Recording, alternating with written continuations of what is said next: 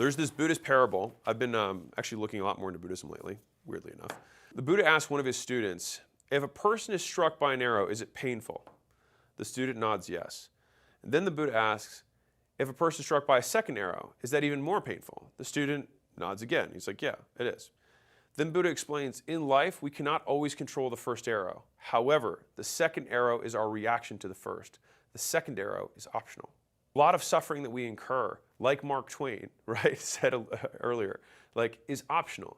It mostly happens in our own mind to things that never actually occur in reality. A useful frame has been like, if it has not occurred yet, I will not worry about it.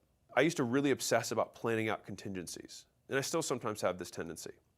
But if you're like, I want to play out this, I want to play this out, I want to play this out, I'll play this out, all these different scenarios in a negative frame. I'm not saying planning's bad, but I'm saying ruminating on negative, potential futures can be negative. By the time something like that happens, number one, it will not happen in the way that I imagined. It almost never does. Number two, I will have different resources available to me at that time versus what I have today. The path will become immediately obvious and apparent to me when that occurs, and if we're really honest about it, most serious thinking doesn't require that much time.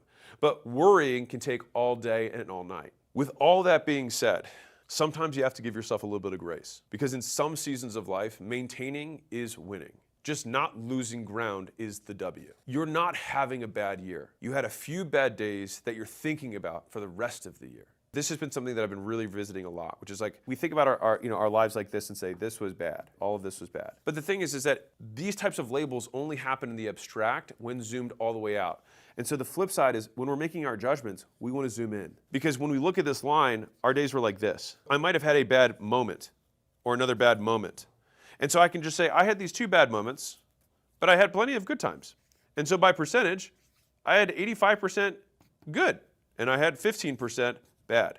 So all in all, not a bad year. And the reason I think this is so important is I will start how I ended, or end how I started, which is the single greatest skill that you can develop for whatever goal that you're trying to achieve in life is the ability to stay in a great mood in the absence of things to be in a great mood about. I hope this helped.